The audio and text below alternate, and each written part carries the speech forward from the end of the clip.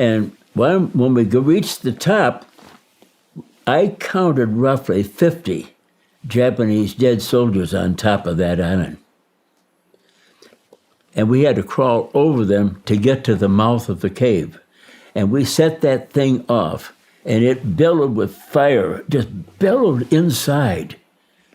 And then it was over. That seemed to stop them, but they went to the north. They just went underground to the north. That's what they did.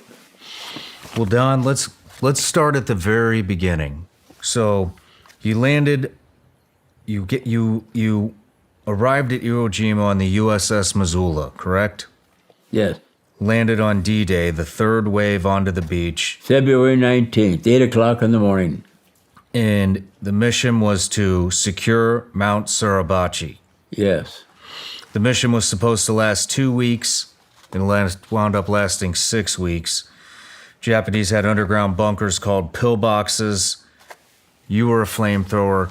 Let's just step by step from the brief to loading up the insertion on the beach. What was it like on the insertion to the beach? I had 2 men, one on my left and one on my right. We were pretty well much alone. We didn't wait for anybody else. We just kept doing our job, bellowing, firing what we thought they might be in, then we'd move along. Were they shooting at you before you landed? This is where the 2 men come in also. If they come now a lot of them are on fire and come running out. Bang, bang, we drop them. They would kill them right there. If they would come up with their hands up in that, then we would call for support, and they'd send a bunch of people up there and grab them. But it was a different kind of a fight. We never fought like that on an island before. And Iwo Jima was all volcanic, so they had to tunnel in everywhere they went, and it was solid and hard, to get in and stay in. They lived in it. They lived in there for 2 years before we came. So the idea was to block them up if we could, and the only way we could do it was to close it in. Now, the engineers followed us. We would do our best to get them out. And then when we left, they'd come along, blow the thing in. Dynamite it. Can you describe how long it took you to get from the beach to the tunnels, to the pillboxes? It took, from the top of the beach was 575 feet to Mount Suribachi. We got there the 3rd day. Wow. 3rd day. They come at us at nighttime, but during the day they threw everything they had on us because they're right down on us. They can look, they could see us. That's why my skipper, when he took a round, right, bad place, he crawled up behind that rock and they couldn't get him. And he lit up a cigarette, and that was it till we found him. What did he say? Yeah. When we reached the base finally, we had a hand fight with hand grenades, but they were throwing them down on us, but we couldn't throw up. Now, normally we can grab, if we're fast enough, we'll grab that hand grenade, we'll throw it right back at them. Their own, and it'll get them. But we couldn't do it. We couldn't throw them uphill. That's quite a long ways up there. So what we did is we secured the base, blew them out of there, just did everything. We got them out of there. They went down in the cave and went down below Mount Suribachi. Some of them came up to the top there, and then our patrol that went up with this flag that my battalion commander gave them to put up, they killed a few of them up there anyway. Yeah. Were there planes? Can you describe the scene a little bit? Was there planes above? Were there how much shooting? When we fought, no, they did not come because they'd be hitting us, So it was all man on man. We gave them word that we're mopping up Suribachi right now. Don't be coming on to us. So they did not come. So it was just But we wouldn't let them come. We didn't want them to come because we were all over that place. They had a battalion of men. Well, I'll tell you, when we left Suribachi, we didn't have a battalion. And when we got to Hill 362A, that was a bloody thing. it just hammered the daylights out of us. I almost cried. I was off to the side with a flamethrower. If they get me, I'm chopped liver. That's all there is to it. They got my squad leader. They tortured him. They found his body. So I took over the squad. But then I lost the squad. So I mean, it was just a bloody confused battle. We didn't know what to really expect, because nobody knew anything about the island. It was kept secret. How many friends did you have die there? How many? How many friends did you have die there? Oh, I had a kid, Orville Carabue was his name. We went to school together in Detroit. We went to school together, and he was a rifleman. He was killed on Hill 362A. I had about 3 or 4 good buddies there that were killed. We lost our officers. None of them came out of there. So we fought to the north end, and by the time we got to the north end, we held it right there because we had them down by the water. We had about a week to go because we knew we would be fighting 6 weeks. So we had about a week to go, and we would have it all done. And they would come at us at night and then go hunker back down on the beach by the water. They can go swim. Our ships, our boats would take them up, pick them off, or they could come at us, and eventually we'd wipe them out because we killed like 200-300 every night at a bonsai charge. I think we were fortunate. I don't know in my battalion of anybody that really got killed by a bonsai charge unless it was hand grenades. But bodily, they did not get to us, and that's what we were really afraid of, bayonet fighting. We didn't want that to happen, but we were ready. If we had to, we had to, but that never happened because we could kill them before they got right to us. Yeah. How long did it take for you to see the first Marine killed in action? I didn't quite get the question. How long did it take for you to see the first Marine killed in action at Iwo Jima? Not long at all. When I hit the beach, I lay face down. I had these 2 boys with me. We were scared to death. John Basilone, Medal of Honor, Guadalcanal, the first one. He was killed right to our right, never got up. 3 kids ahead of me were already dead.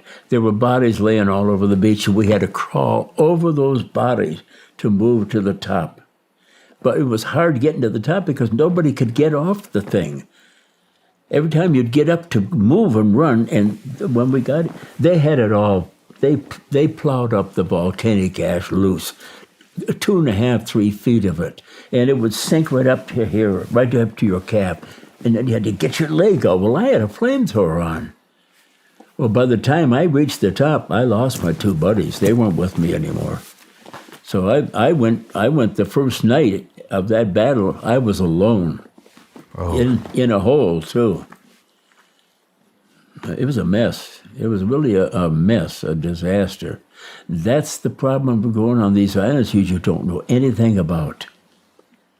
You don't know what to expect.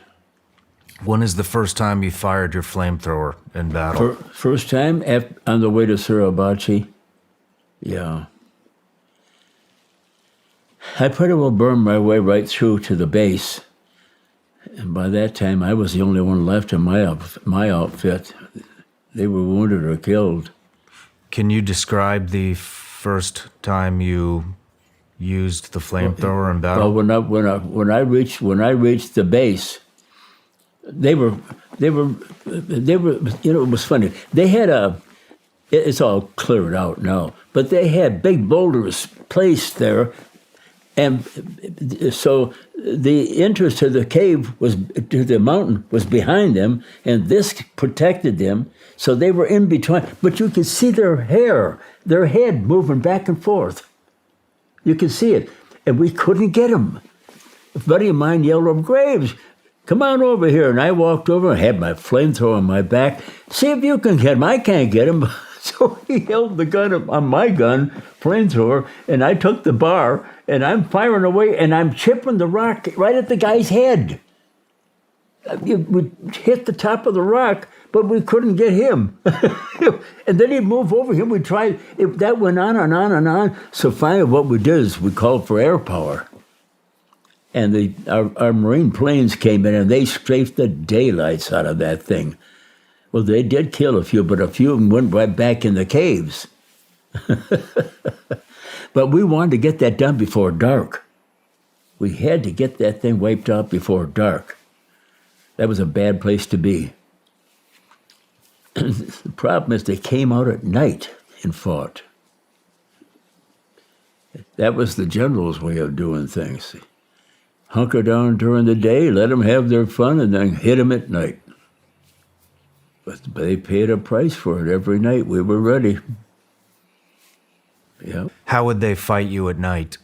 How was the fight at night? Scary. Screaming, yelling.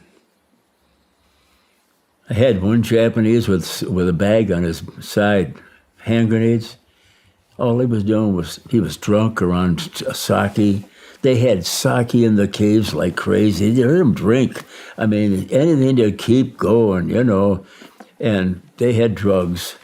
And, I mean, talking and mumbling to themselves. One came at us with that bag of hand grenades, started throwing them. One lobbed down in the hole. And normally, if you grab it, you can throw it back at him. But there's no way in the world we could get that hand grenade. I picked it, tossed it up. It hit the top of the bank and rolled back in. I said, out, a grenade. We all cleared the hole. One fella, and he was a married man, one of the replacements. His 1 foot stayed in, and it went off, and it tore his foot off. It was hanging by skin. And, man, we screamed for stretcher bearer. Well, they brought a stretcher bearer over to us. And we got him on there, but his foot was hanging off, you know, on the side. He didn't know. I didn't say anything about it. But I broke down crying. I lost it. If he could have pulled both legs out of there. And he said, don't worry about it, Don. I'm going home. And he did. Yeah. Hairy nights. Sounds like it. Then we get up in the morning, have to go out and count them. Yeah. Make sure they're dead.